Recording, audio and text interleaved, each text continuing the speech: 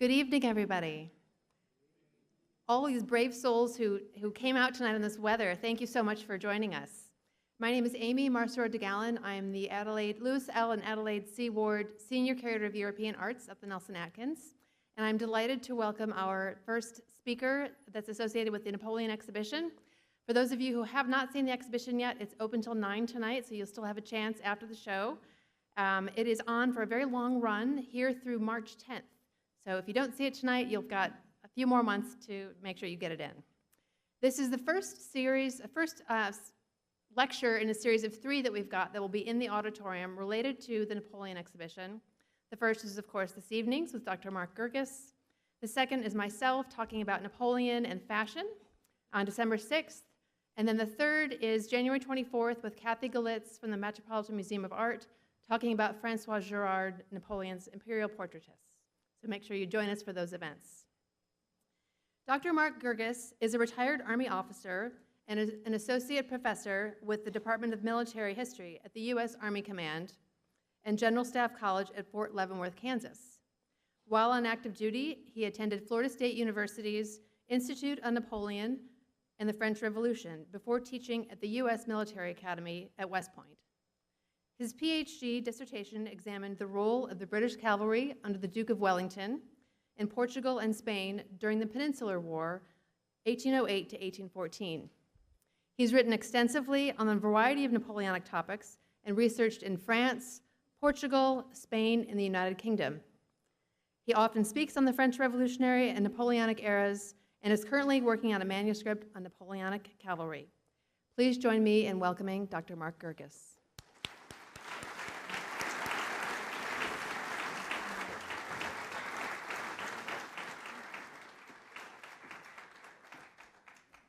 Wow, thank you all for coming out, and if I can find my remote, there it is. We'll get started. As the first speaker in this series, how many people here have gone to the Napoleon exhibit already? Just by a show of hands. All right, so that's great. So I can refer back to many of those pieces. I really have 3 objectives I want to cover tonight. The first one is I want to put the exhibit. You're seeing a very short period of time of Napoleon's life. You're seeing the grandeur of the empire. And I want to put his life in the context of the period. So I'm going to talk a bit about the French Revolution, what it does, how he fits into that particular piece.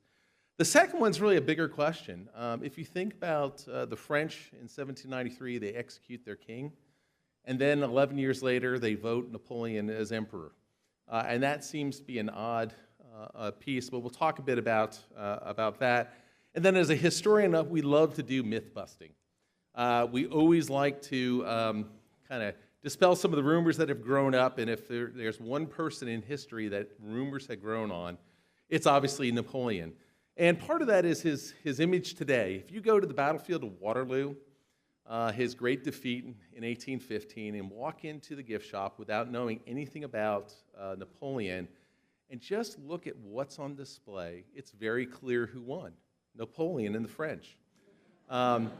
You'll find row upon row of busts of Napoleon, from large-sized, beautiful marble busts to these small little cheap ones, magnets, anything you can think of. The Duke of Wellington, the slide that actually won, has one little row with a few busts about this big. I wrote on the British cavalry. Duke of Wellington's, I study him extensively. I have in my house 2 busts, one from Waterloo and one little flat one, and I probably have 17 Napoleon busts because they're easy. They're all over the place. And so we'll do a little bit of myth busting, and we'll talk about that. And when you think about the image of Napoleon and how he is thought of today, he's used by both sides. And we're going to see again tonight that how he is used by the French. Even in France today, his memory is aligned with the political parties. If you left-leaning in France, he's the great ogre. He destroys liberty. He is a usurper who takes power from the French Revolution. If you're on the right, he's the great man on a white horse who comes in, safeguards the revolution and all the ideals of liberty, equality, and fraternity. And of course, it's somewhere in the middle where he actually fits. The last aspect is, if we think about it, I would assume that most of us tonight are Anglophones. We speak English. We get our information from the English. But of course, in this period, they're the bad guys. They're the ones who are fighting the French, and the propaganda that's going to go against Napoleon. Betsy Balcour is a 14-year-old girl living on the island of St. Helena when Napoleon comes there in 1815. And she's going to write a memoir. She becomes Napoleon's friend. It's very, very cute. This 14-year-old English girl calls him Boney. And he jokes around, says, "I don't understand Boney," because he at this time had gotten quite rotund. And so he wasn't bony at all. And she writes in her memoir that the earliest idea I've had of Napoleon was that of a huge ogre or giant with a large flaming red eye in the middle of his forehead and long teeth protruding from his mouth, in which he tore to pieces and devoured naughty girls. I had rather grown out of this first opinion of Napoleon, but if less childish, my terror of him was hardly diminished. The name of Bonaparte was associated in my mind with everything that was bad and horrible. I had heard the most atrocious crimes imputed to him, and if I had learned to consider him as a human being, I had yet believed him to be the worst one that ever existed. Nor was I singular in these feelings. They were participated in many much older and wiser than myself. I might say, perhaps, by a majority of the English nation. Most of the newspapers of the day described him as a demon. All those of his own country who lived in England were, of course, his bitter enemies, and from these two sources, we alone formed our opinion of him. So let's go back for a few minutes and talk about the French Revolution, the coming of the French Revolution. 14 July 1789 is normally what we consider the beginning of the French Revolution. It actually starts earlier in May. There's a number of dates, but the burning or the seizing of the Bastille and then tearing it down creates this revolution and gets rid of, within a month, the nobility in France. France, the nation had been divided into three classes before this, what they called estates. The first estate was the clergy, approximately 50,000 people. The second estate was the nobility, about 250,000 people.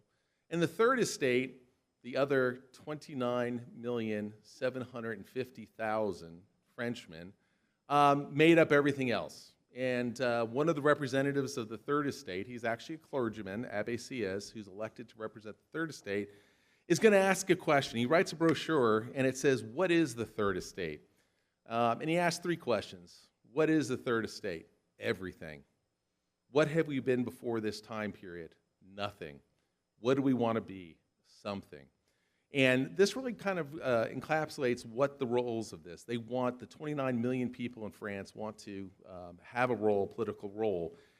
And the first 3 years of the revolution is a constitutional monarchy. They have taken an absolute king, put a national assembly in there, and created a set of checks and balances that balances the king's power with the legislative assembly.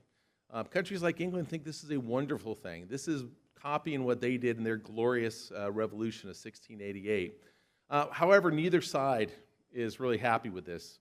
The Royalists, the Bourbons, and Louis XVI want a return to an absolute monarchy. And the revolutionaries want to take all this power and possibly get rid of monarchy altogether. It's finally going to come to a head in 1792 when Louis and his family will try to flee France. They'll get captured and brought back into to Paris.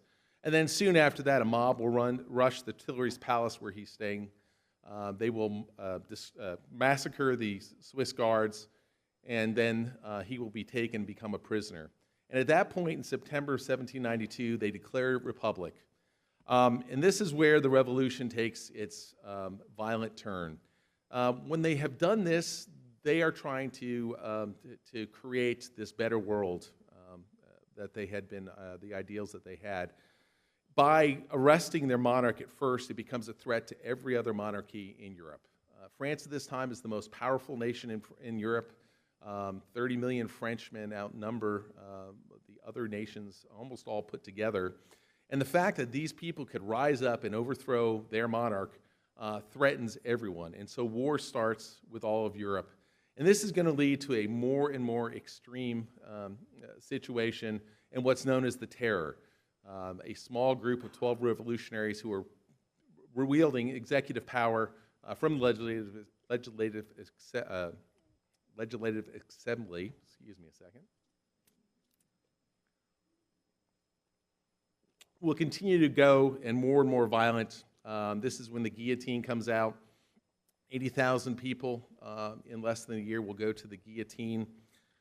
They will have times where mobs will rush into prisons and kill the prisoners. The majority of them or many of them are royalists and also clergymen. They have in the western part a revolt will start against the central government called the Vendée, where it's Catholics and royalists fighting against this central government.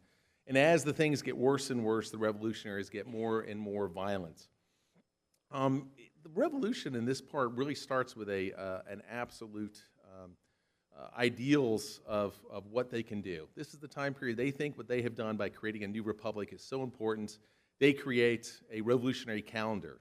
They said that the date they overthrow the king is as important as the birth of Christ. And so they start a brand new calendar. And you'll see as I talk through some of this, I'll use the revolutionary calendar going there. But it's no longer set where we have months that have various lengths. They're all 30-day months. They have 5 extras, so they create revolutionary holidays. They name the months after what's going on in nature. They create the metric system and implement the metric system. So all these aspects of using the Enlightenment thought of the French Revolution and pushing that forward and trying to create a better world. The terror goes and gets more and more drastic till finally you threaten the wrong group of people. It's not that these people are idealists or think that they're going to do something better. They're fearing for their own heads. And there's a counter-revolution, what's known as the Thermidorian reaction. This period of the terror and the Thermidorian reaction affects Josephine and Napoleon. Josephine, her husband, Alexander, has gone to the guillotine. She is arrested. She is in prison, possibly going to the guillotine when the Thermidorian reaction comes and all the people that have been arrested by the Jacobins are let free. Napoleon, on the other hand, has been supporting the Jacobins in the revolution, and so he's put in prison. And he'll spend about 2 weeks there before he'll be freed and possibly could go to the guillotine. And then they're going to create what's known as the Directory government. With this Thermidorian reaction, this counter-terror after the terror, they create a new government. And this government's unpopular and corrupt, but they're not killing people. And that makes them very, very good in most people's eyes. To do anything with the government, you have to bribe them. You have to do some sort of... the only people who really have jobs at this time period are people who are government contractors who are getting money off the government. Because if you think of Paris and France in general, the nobility for the most part has left. The great rich bourgeois have left. The petty bourgeois, the mercantile class is there, but because of war, all the economy and trade has ended. And all the trades associated with these nobility has really fallen into disrepair. Servants, chefs, lace makers, dressmakers, hair stylists, carriage makers, silversmiths, all these ones are turned out without any work. If there's one benefit of this time period, France in 1789 has 50 restaurants. Because all these chefs lose their jobs, they open their own individual restaurants that become known for the cuisine they serve. And by 1810, there's 3,000 restaurants in France. So I guess that's the one good thing about this time period. There's a counter-revolution against what had been with the old regime. If you looked at style and fashion of the old regime, this is Marie Antoinette, very, very formal, heavy dresses. She's wearing a pannier, which is a big, wide frame that makes the women's hips almost 3 foot wide. Lots of lace, lots of extreme decoration. To celebrate a French naval victory over the British, they'll actually have a ball where all the women will have these elaborate hairdos with ships into the hairdos. Candles will be included in the hairdos, which I guess makes them very, very stylish and graceful. But it's corseted, it has hoops, it's very, very fancy. You see a reaction against this in what becomes known as the Directoire and later the Empire fashion, where they're looking back to ancient Greeks. Women's fashion become these almost toga-like sheer dresses, layers of muslin that are very, very thin, transparent, and without all the corsets and other undergarments that make this bulky thing. And it's a reaction against it. If you come, there's a number of activities as part of this. And Amy had mentioned she's talking next month on directory fashion, so I don't want to go too much into it. But if you come to the movie Desiree, that's going to be playing, I think it's in February, where it's Marlon Brando as Napoleon, which is an interesting casting choice. But you'll notice the first scene where they have Josephine, she's wearing a red ribbon around her neck. And during this time period, because of all the family members who had been guillotined, they actually had balls that were guillotine balls, and only victims of the guillotine, their families could come, and to signify who you were, that you had lost someone, you had to wear this red ribbon. So society's in turmoil. You have war with almost all the major powers in Europe. Civil war with not only the Vendée in Western France, but you have some of the big major cities that are trying to create more of a federalized government instead of the centralization with Paris. Government corruption. The cartoon there shows what's known as the XY affair. There's a semi-naval war between the United States and France in 1797-98. We're going to send 3 commissioners over there to try to negotiate an end to it. And they're going to be told they have to pay bribes to Monsieur X, Monsieur Y, Monsieur C, just to be able to actually discuss this, the ending the war. And this, of course, we can't do. Economic and monetary woes. They continue to pump out. There is no metal coinage. There's only paper coinage. And so when they need more money, they just make more money. And so you start seeing a runaway inflation, very little buying power for anything that they do have. The revolution also becomes anti-clerical, and in particular anti-religious. They ban the wearing of any of the clergy gowns. They ban the ringing of clocks. And they're actually going to go to the extreme where first they're going to make the cult of reason, which they get rid of a god at all, and they just go with this idea of reason and logic. That doesn't go over very well, and so they'll make what's known as the cult of the supreme being, where you have this deist that has no direct role in human lives. Unfortunately, 95% of France is Catholic, and so this really isolates many of the revolutionaries from the great body of the people. There's a problem with immigrants, and the immigration problem is that starting in July 15th of 1789, nobility and royalists have started to flee France, and there's about 250 to 300,000 in the German states and also in England. And they are there, and they are agitating for the return of the king.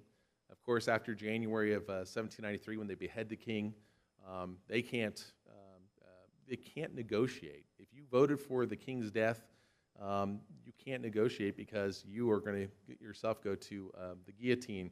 And these immigrants are staying out there, and the fear is if they come back, any of the property that has been sold and has been taken over may go back to these royalists. And so this 300,000 people out there becomes a major problem that has to be solved. And there's also no infrastructure. Canal building has stopped, road building, schools have closed because those were being run by the church. All those normal functions have been stopped, and really just the war effort is going on. The major problem is you don't know from day to day what the law is going to be. The Directory government is so unpopular that every single year they have an election, they lose the election, they negate the elections or have a coup. And so for 5 years, you see the Directory government pretty much doing what they want to do to be able to keep themselves in power. I need to go back a little bit, though, and talk a bit about Bonaparte and his early career. Born in Corsica, which has just been purchased by France the year before from Genoa, he is born French. He speaks Italian. He's going to be sent to a military school in France to learn French. He's not a very popular student with the other boys because of his poor French. in his inability. He's pretty much a loner there, and he turns to books. He becomes very, very well read. As he graduates, Brienne, he's going to get appointment to the Royal Military School, which is today the École Militaire in Paris. It's normally a 2-year course, but his father has died of stomach cancer, and so Napoleon and the family is not on good financial footing, and so he'll complete the 2-year course in 1 year and become commissioned as a lieutenant of artillery. The early part of the revolution, he doesn't play much of a role. He's in Paris when the mob is going to attack the Tuileries Palace and massacre the Swiss guards. But his first real claim to fame is as a captain of artillery at Toulon. Toulon's the great naval base in southern France. It has been captured by the English and Spanish fleets, and the revolutionaries are besieging it. And Napoleon will come by, be appointed the commander of the artillery, will come up with a plan on how to get the British out. He will then collect artillery guns throughout southern France, collect troops, and then lead an assault up on a hill that will allow them to capture a fort that they can then put the artillery to force the British fleet out. Because of his success there, he becomes a general officer. He's supposed to go to Vendée and fight against the rebels in the Vendée. However, he refuses to go, and he's placed on what they call half pay, where basically he's out of work as a general. And one of the coups against the Directory government comes up. The royalist mob, some estimates have them up to 30,000 people, are going to the National Assembly to turn out the Directory. And Paul Barras, one of the directors, will grab this out-of-work major general and tell him to save the Directory. Napoleon grabs some cannons, an artillery, infantry and cavalry, and as the mob comes up there, he'll start firing what becomes known as the whiff of grape shot. He fires the cannon directly into the mob, kills about 1,200 Frenchmen in there, but saves the Directory government. Because of that, he's going to get rewarded with command in Italy. He also starts to make a name for himself, and he comes to the attention of Rose de Beauharnais. She'll be better known as Josephine. She, at this time, is one of about 40 women who are setting the fashion standards in Paris. 6 years older than him, very elegant, graceful, and he'll be absolutely head over heels in love with her. When you look at some of his early letters to her, when he gets sent off to Italy as the commander in northern Italy, he'll write, "I awake full of you. Your image and your memory of last night's intoxicating pleasures has left no rest to my senses." He's also going to complain she doesn't write as much as he does. He writes almost every day to Josephine. And he'll write, "I write you, my beloved one, very often, and you write very little. You are wicked and naughty, very naughty, as much as you are fickle. It is unfaithful so to deceive a poor husband, a tender lover." What Napoleon doesn't realize at this time is that Josephine's is carrying on an affair, and the guy Hippolyte Charles has actually moved into her house at Malmaison with her. He is going to go to northern Italy, and this is really where the Napoleonic legend arises. He's going to be amazingly successful in a theater that the French had not been successful. He will drive the Austrians from northern Italy and actually be marching towards Vienna when they'll sign a treaty and a ceasefire will go into effect. He's only one of a number of successful French generals. There are generals up fighting on the Rhine, on the Moselle River, as well as northern Italy, but he's becoming too popular. And so he will be sent to Egypt with the Army of the Orient. And again, adding to this Napoleonic mythology, he had been elected to the Institute of France, the scientific branch of the Institute of France, because of his interest in science in 1797. And he will take 100 savants, 100 scientists with him. And as they're doing the campaign to secure Egypt, they are starting what is going to become Egyptology. They found the Institute of Egypt, which still exists at Tahrir Square in Cairo. It's not a very successful campaign, but because of the distances, he only sends back the successful parts of the campaign to France, and it adds to the luster of his reputation. So by the 18th of Brumaire of the year 7, remember I had said they restarted the calendar, so the year 1 was September 1792. 18th Brumaire is 9th of November, so we are here at the eve of the coup of the 18th of Brumaire. And starting that summer, because of the unpopularness of the Directory government, there has been coup planning going on. Napoleon has nothing to do with this. You often hear people say Napoleon planned this military coup and he takes over as a despot. He's in Egypt.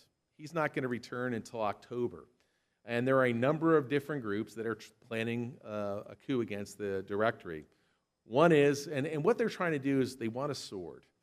That's referring to a general officer who's going to bring the army with them and make sure that the army supports whatever their coup is going to be.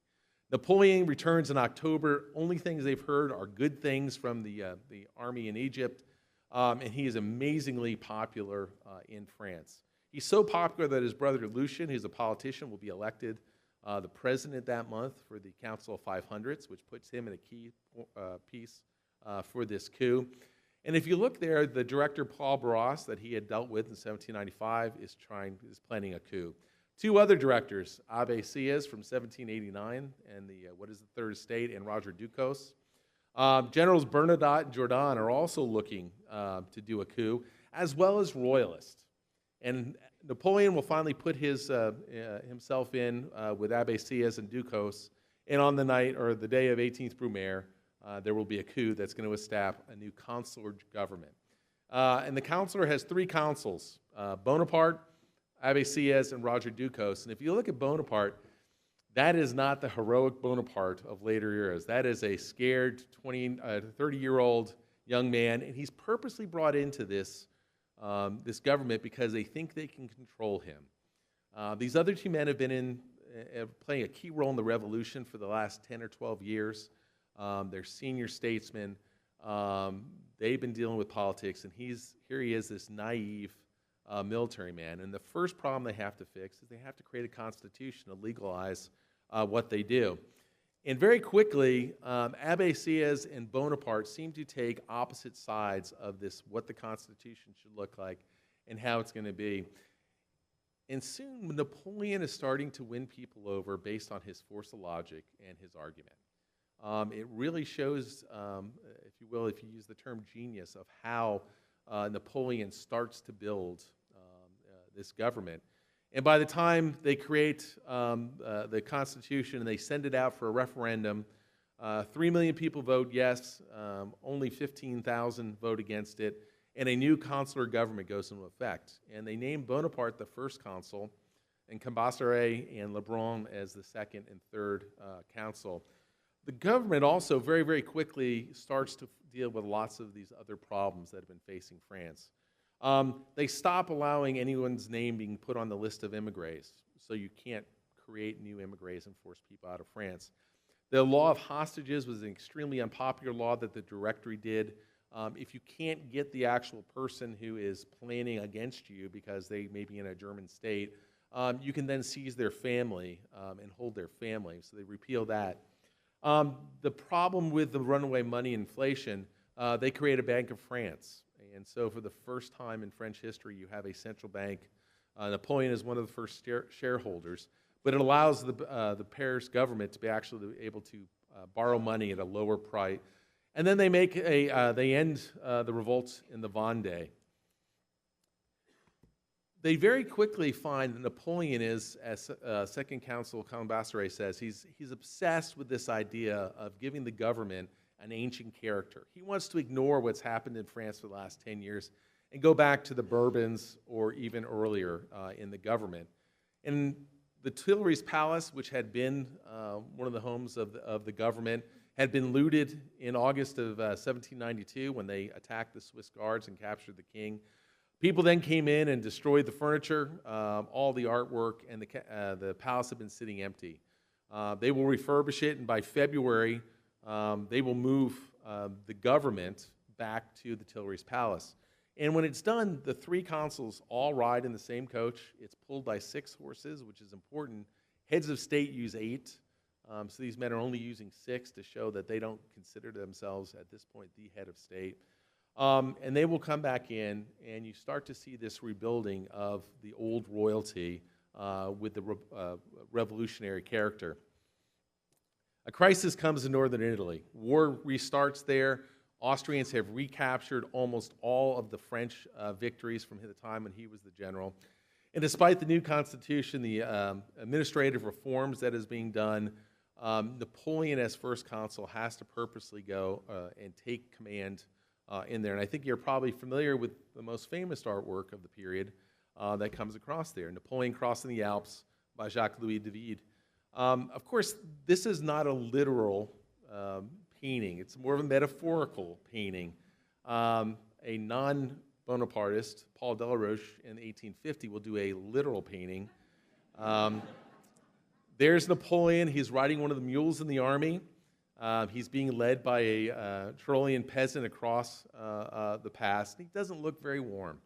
But we won't dwell on that version because this one maybe catches a better metaphorical past.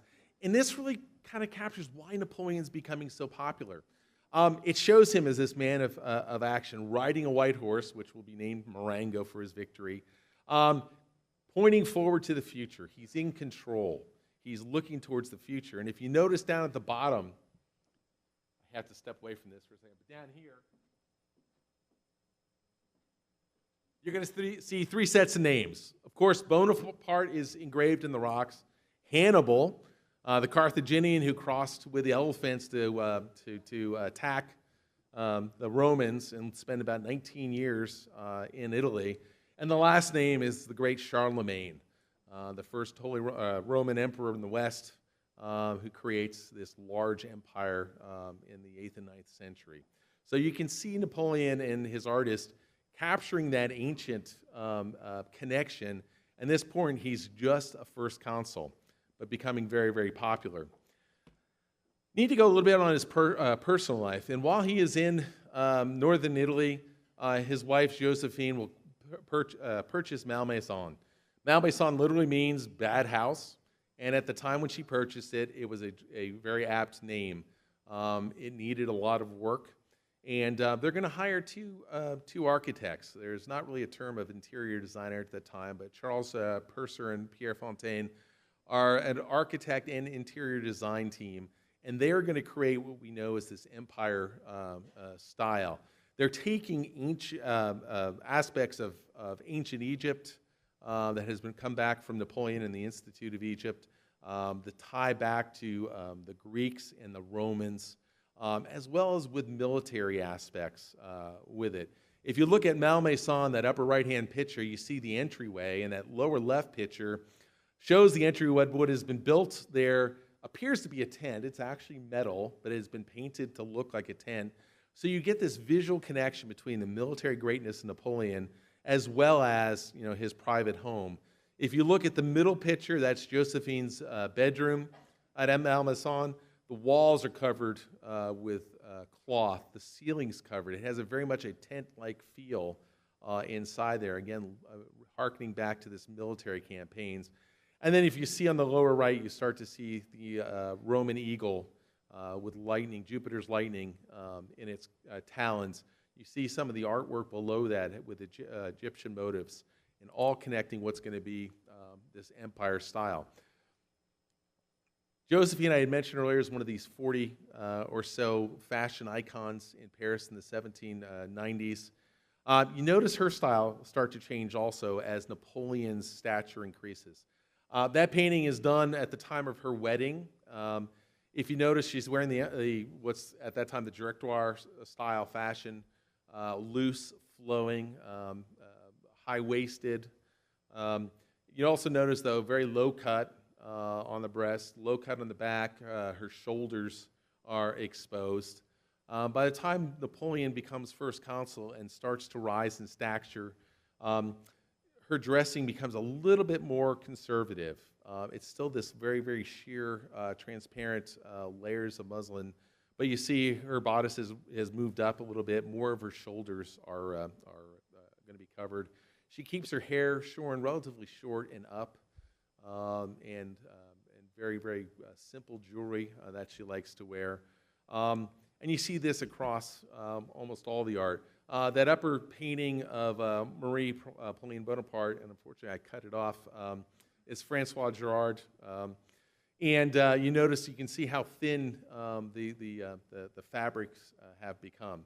Once Napoleon divorces Josephine and marries an 18-year-old Archduchess of Austria, he will start to react against the sheer nature of the fabric.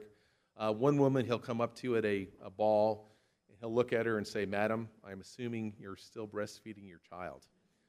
She gets the hint, and the fashions become a little bit more modest in there. If you're interested in Empire Fashion, next month, Amy will do about Empire Fashion and how Napoleon and Josephine start the fashion, and I assume they also do a lot to kill the fashion. So let's talk about the achievements. This 18-month period, once he comes back from Rango, is an absolutely astounding period, because all those problems I talked about that France was facing, Napoleon is going to, with the other two councils, address all those issues. I already mentioned about the new constitution that's going to create this consular government. Napoleon and the two other councils are elected for 10-year roles. So they're supposed to stay as first councils, or as councils, until 1810. They're going to create administrative reforms. They're going to create a specie. They're going to create the Bank of France. They create councils of state, a council of state that will argue the laws, prefects that represent the French government in all the departments, the Bank of France, the Court de Comptes, which counts and does the administrative. All those things still exist in France today. They're all created in this time period, 1800 to 1801, and are still functioning as Napoleon and the councils did it. They're also going to restart the schooling systems, lycees, universities, the military academy at Saint-Cyr, the École Polytechnique will all be started in this time period. One of the biggest things will be what's known as the Concordat. Concordat is just a peace treaty with the Roman Catholic Church and the Pope. And so they will do that and end the schism of the revolution from the Catholic Church. And then he has peace.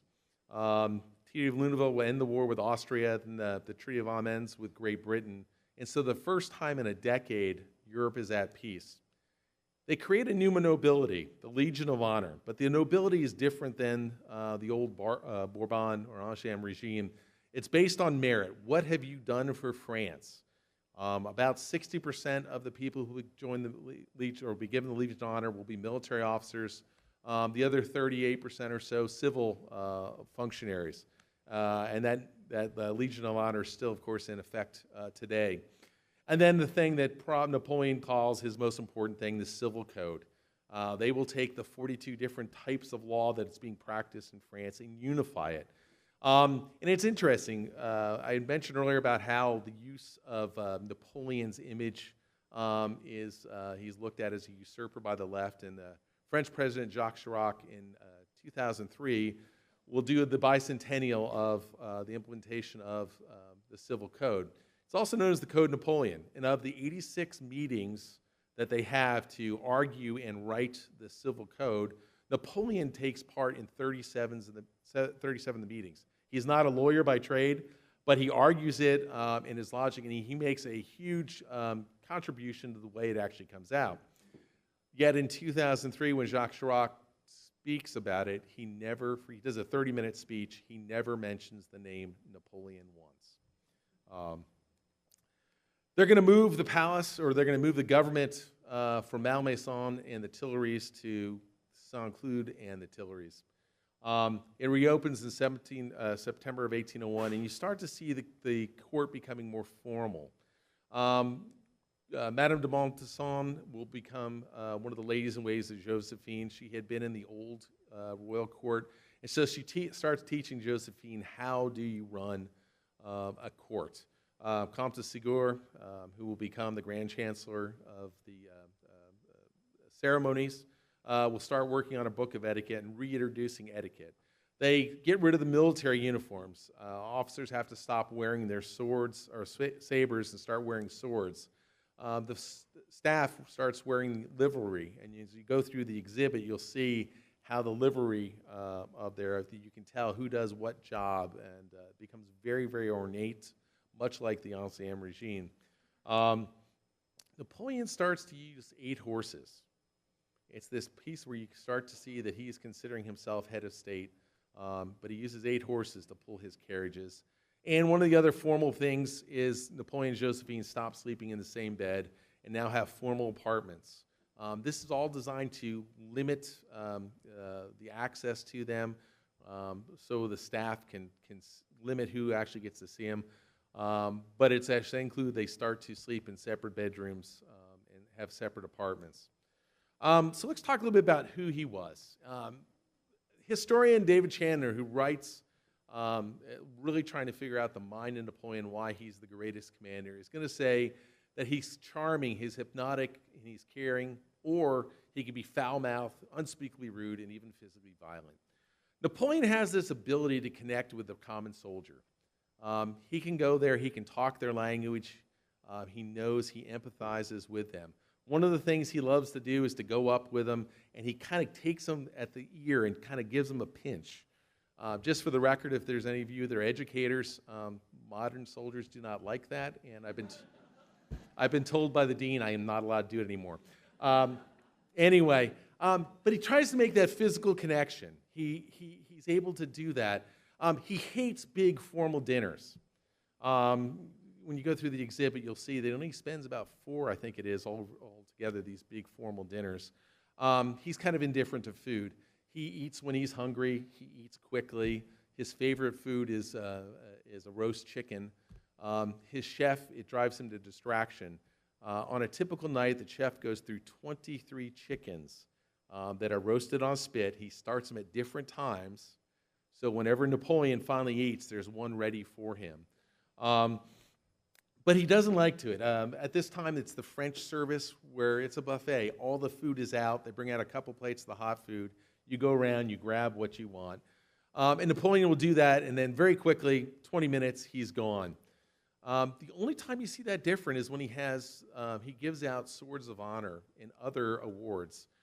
He'll have these things where you have the highest members of the empire, marshals and grand chamberlains, and you also have privates from the army, these simple soldiers. And the simple soldiers are absolutely petrified. They're sitting with their heroes. They're sitting with the emperor.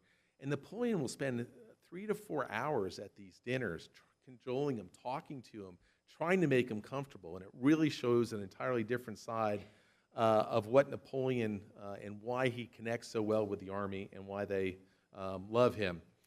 On the other hand, Napoleon can be unbelievably rude. Minister Molay one time presents some unfavorable economic numbers to Napoleon, and he knees him in the crotch. Marshal Berthier, the Grand Master of the Hunt, will do something that will annoy Napoleon. He'll grab him by the throat and slam his head against the wall. For women, he can be just as rude. He told one woman, he says, if I ever see you, do not ever wear that despicable dress. If you ever wear it again, I will not let you in. I will tell them not to admit you.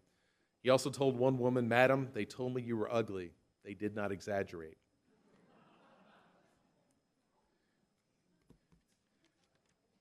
So he has these pieces, but at the same point, he somehow makes this connection. He's been able to fix all these problems. So many of these problems that have been faced in France are being talked about, and somehow Napoleon's going out and answering, and fixing this. And what will end up happening is he clearly becomes the dominant member of this three-council headquarters, or government. His salary is increased up to 6 million francs. He starts to sign all the treaties, just as Napoleon drops the Bonaparte. He starts to hold official levies like a head of state to fix problems. They're so happy with him in 1802. Remember, he has a 10-year mandate. They're so happy with him in 1802, they send out a referendum, should he be consul for life? And it comes back with an overwhelming yes.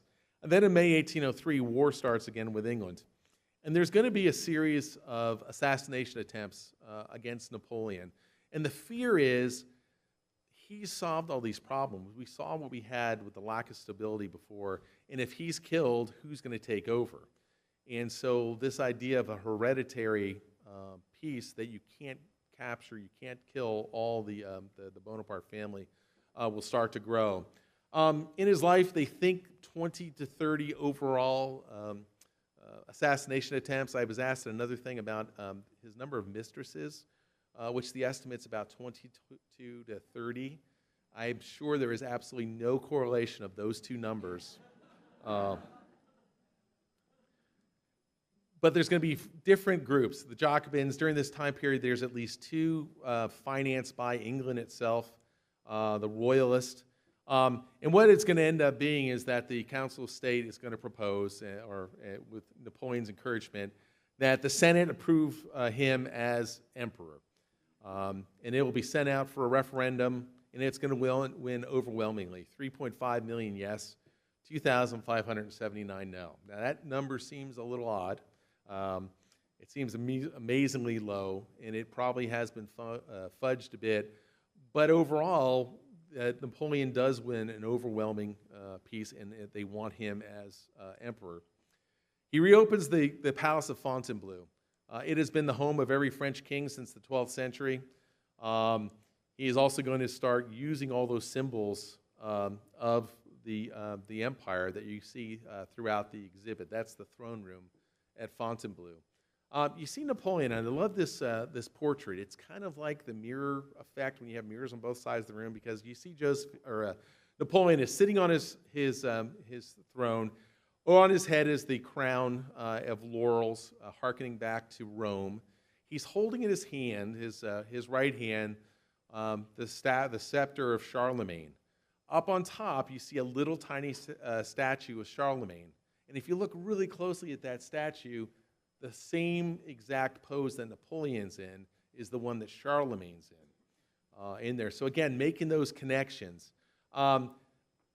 In his left hand is the hand of justice. Again, another Charlemagne piece, and a hand giving benediction. You see the sword on his side, just below, hanging down from the hand near the hand of justice. That's patterned on Julius, which is Charlemagne's sword. And of course, you'll see all over his actual robes the B symbol. They begin to use the eagle on all the regiments of the army, their colors. And you also see the Napoleonic N being integrated into it. And you can see on that painting down there, or that picture, you can see the B, which again goes back to Cedric, one of the first early Moravian kings, and one of the earliest symbols of French royalty. So you can see how Napoleon's trying to make those connections with this really upstart royalty with the oldest and families of French royalty. This is a famous painting, of course, by Jacques-Louis David of Napoleon's, the coronation of Napoleon. You see the Pope sitting there. There's people always will say, well, Napoleon grabs out of the Pope's hands. It was always planned that Napoleon would crown himself. He said one time that he found the crown of France sitting in the gutter, and he picked it up with his sword. And you see him here. He's getting ready to put the crown above Josephine, who's kneeling down above it. Also, the interesting piece on this painting, there's three people who weren't really there that are in the painting. The first person is his brother Joseph. He and Napoleon are having a fight. Joseph is not invited, and so Joseph doesn't come. And their mother, Lutetia, stays in Rome, and she's not there. When Napoleon sees David's mock-up, says, "You got to put my mother there," and so he will have David paint his mother in.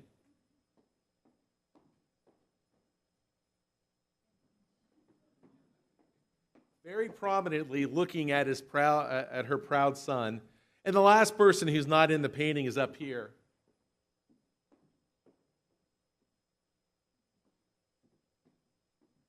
I should say, he's in the picture. He's not in that place during the coronation. And that's actually the artist David. I think he must have figured he's already putting two people in. He might as well put a third person in there. I have on the bottom of the screen, though, the words that Napoleon uses when he becomes king. Or the emperor, His Majesty, Imperial Majesty Napoleon I, by the grace of God and the constitutions of the Republic. That's an odd juxtaposition of both the king by the grace of God and by the constitutions of the Republic, Emperor of the French.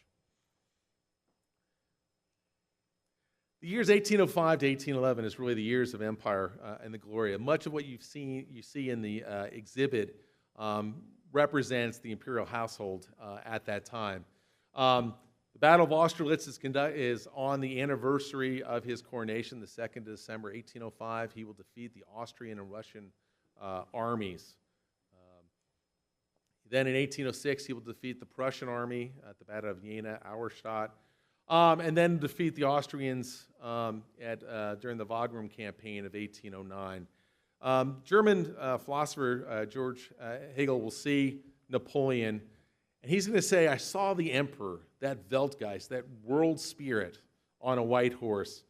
And he writes, it is indeed a strange feeling to see such a person who here, from a single point, sitting on his horse, reaches over and masters the world. And that does a lot to kind of talk about why Napoleon is absolutely powerful at this time. He has welded both the military power, but this logic, this taking the Enlightenment thought and actually codifying it and putting it into place in France. The symbols of victory. He starts to remake Paris. The Vendôme column, about 130 feet tall, made of 1,200 cannons melted down at Austerlitz. On top is Napoleon dressed up as a Roman emperor. The Arc de Triomphe de Carousel. It's not the big one you're thinking about, because that one doesn't get finished till 1836.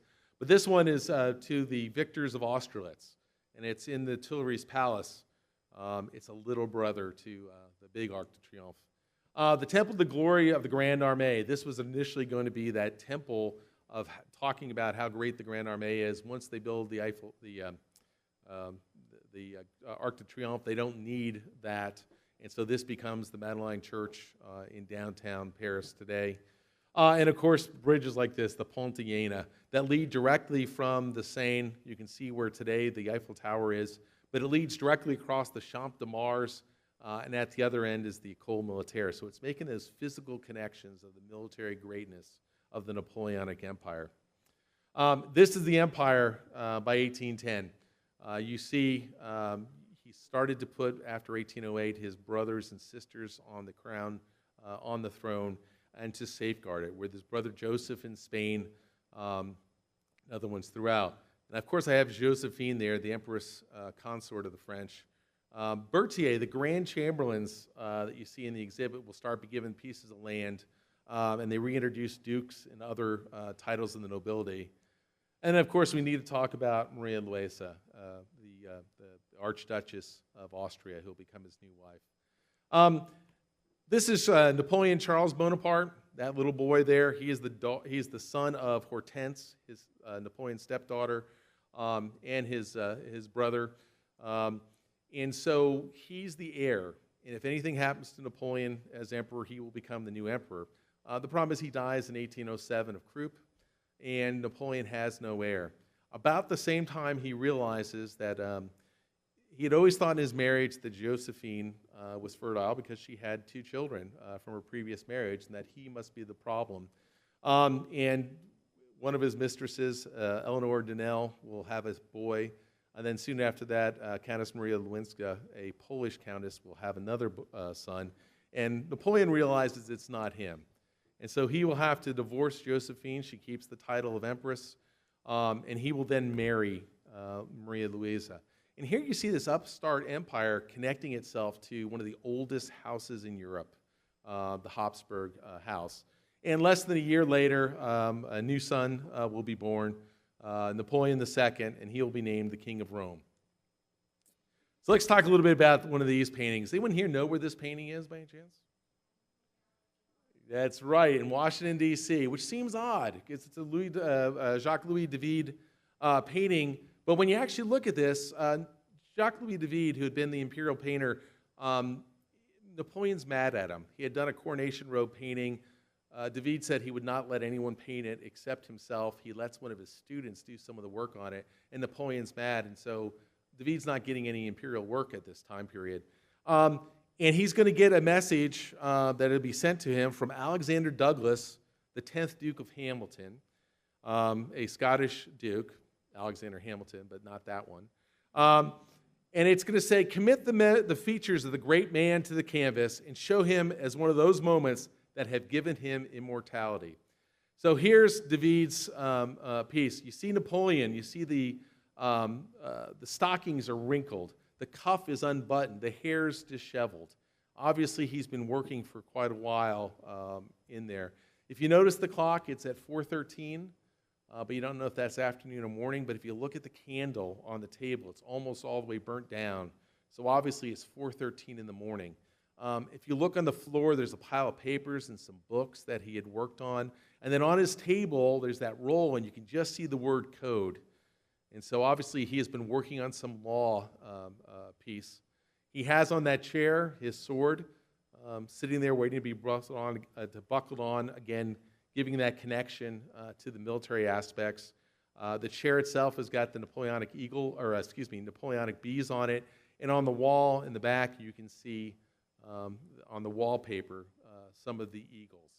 One other aspect you often miss, if you look on the table, there's a green binder. And on that green binder is the fleur-de-lis, which are the royal symbol of the House of Bourbon. And it shows Napoleon reusing the Bourbons binders, but it also shows that connection back to the old royalty that he's trying to do.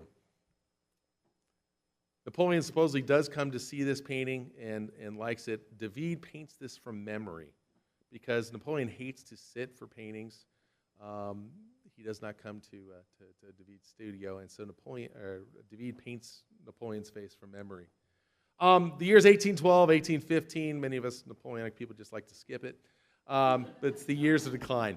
I actually, when I was going to graduate school at the Institute of Napoleon and the French Revolution, my professor, Don Horwood, who's a dean in this field, would run out of time in 1814, and if you wanted to find out about the Waterloo campaign, you had to come on a Saturday morning to class. But Napoleon will get involved in Spain in 1808, and this will become what he calls his Spanish ulcer. Between 1808 and 1814, he will continue to put troops in there and will be unsuccessful. There's also what's known as the Second Polish War. You probably know it better as the invasion of Russia, which will lead to the burning of Moscow. And then the Allied invasion of France, 1814. I put that painting in there just to show you your ride home tonight, connecting his legacy. The Grand Master of the Palace, Duroc, and his and Bertrand, who'll do it on Paris. The two of them, their tombs are outside the door protecting Napoleon. The doors themselves are these big brass doors from cannons melted down at Austerlitz.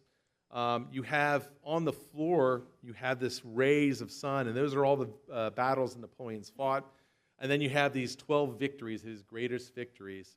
And then around on the inside, you see what he calls his pillars of granite, these 10 things he's done, creation of the civil code, the Concordat with the church, all around marking physically what he's done. Chateaubriand will say once he's died, the world belongs to Napoleon. And political science Hans Morgenthau is going to say, when you look at Napoleon, when you take away the artifices of the Napoleonic legend, and what is left is the greatest man of action the Western world has seen. He revolutionized warfare and military organization, law and administration. He made Europe ready for the modern age. Thank you.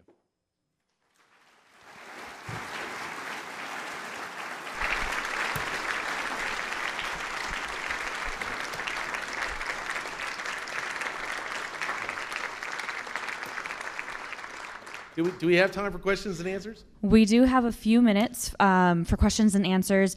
Because we are doing open captioning, I do request any questions. If you have a question, please raise your hand so I can bring the mic to you so that our captioner listening in can properly transcribe it for our audiences. So, who wants to start?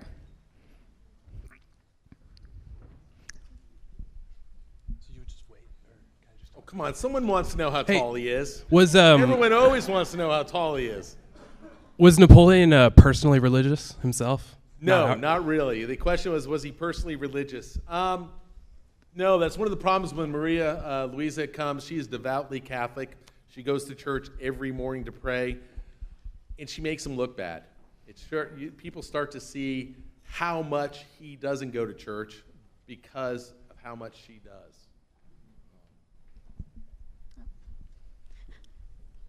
One down here, Kat. Thank you. And while I have she's one coming right down here, I here. did put this up. If you want to learn more, if you are fascinated by the Napoleonic era, one of the best websites is the Fondation Napoleon in Paris. They have a weekly newsletter that you can sign up. It's in English, but it'll send you about objects art. It'll talk about military aspects. It has bullet points.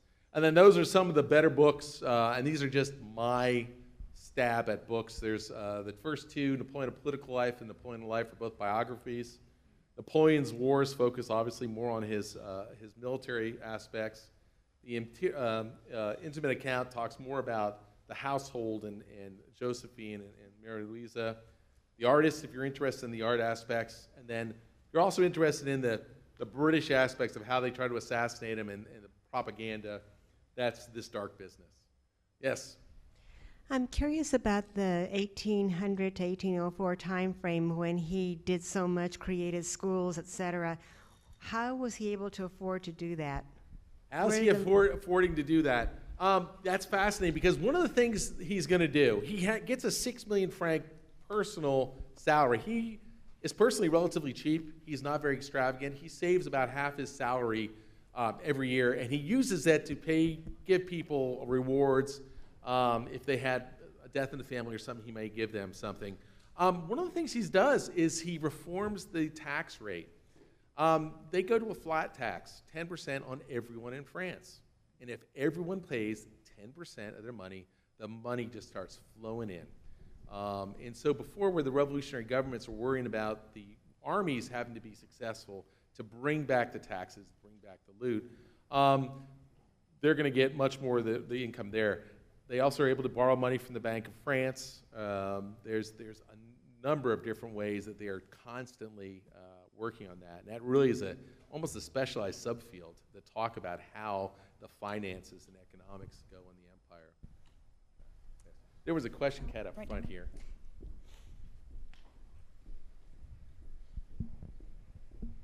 Here you go. Thank you. Do you think the man made the circumstances, or did the circumstances make the man? The question was well, I guess it's up there, isn't it? I'm not used to being closed captioned. Yes, both of those type of things. It's clearly that he is at the right place at the right time and is willing to take action and do something. But there's an aspect of this that he is brilliant. He is, even if he didn't take part in the military, his mind, he's so well read. He can't sit.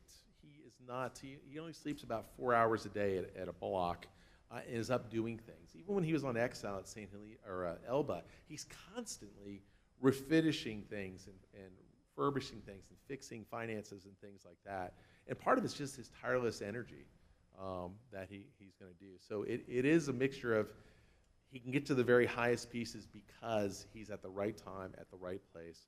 But it's clear he is exceptional. If he did not die of cancer, do you think he might have come back in some way?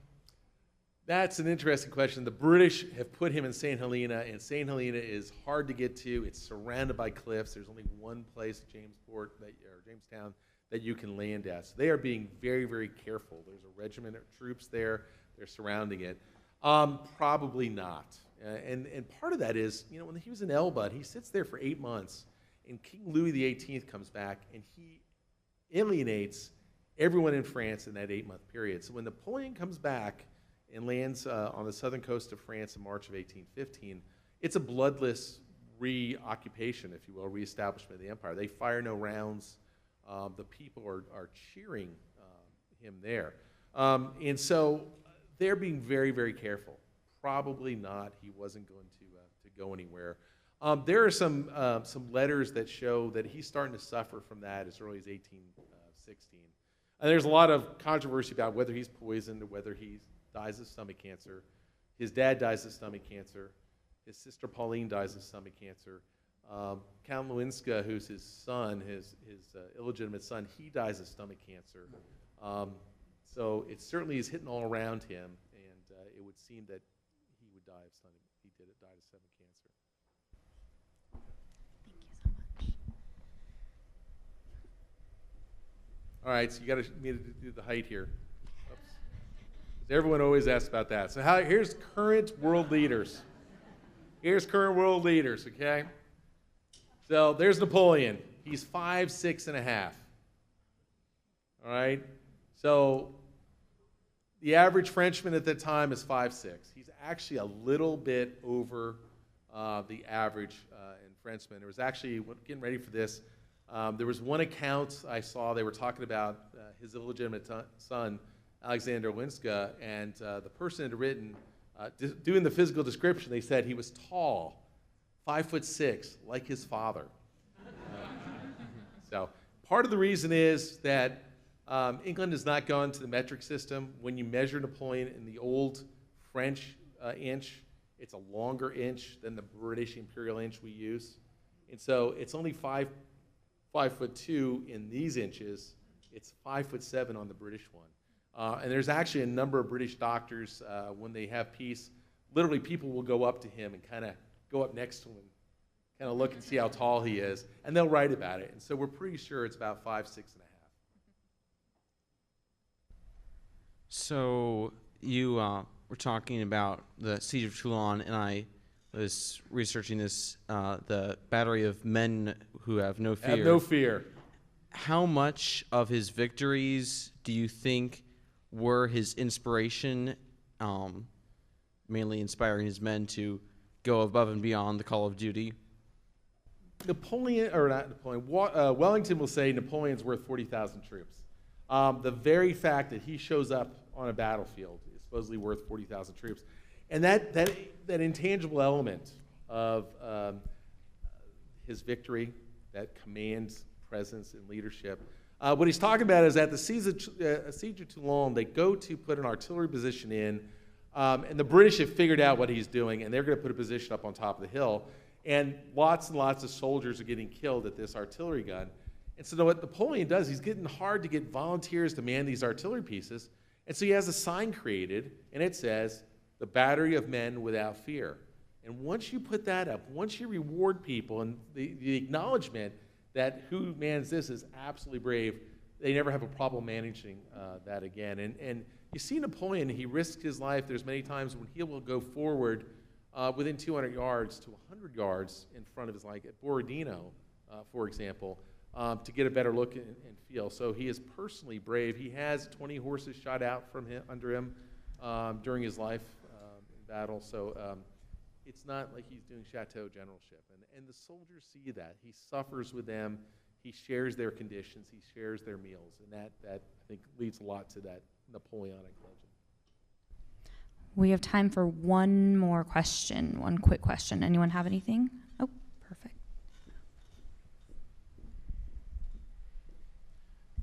Could you speak a little bit about Napoleon in Egypt? Yes. Is there anything in particular about that? Napoleon's going to go there. It's not a very well planned out campaign. They don't have lots of canteens. They're going to march across the sands to get to what's going to become the Battle of the Pyramids. And going back to your question about this connection, when he sees the pyramids, the French army gets there, he's going to say, "Soldiers, 40 centuries of history look down upon you." And then they will defeat the Mamelukes and drive them into the Nile, and he'll take control of Cairo. And at that point, they start to span out and try their campaigns around to control various aspects and put down any kind of revolt. But Napoleon's expedition is one part military. The reason why he goes to Egypt is still kind of clouded in mystery. It possibly to make an overland route to the spices of India and the east that you can now bypass all around Africa. There's some thought that they plan on making ships, to go to the Red Sea, make ships, and then be able to sail to India to attack the British holdings there. But he's going to be there. It'll be mixed at best what will happen in there. But the scientific contributions, there's some beautiful books. These big, the Institute of Egypt reports that show the drawings, that hand watercolored, that show all the different monuments and casks and sarcophagi that they see. That's absolutely beautiful. Does that answer it enough? Good. All right. Thank you. Thanks.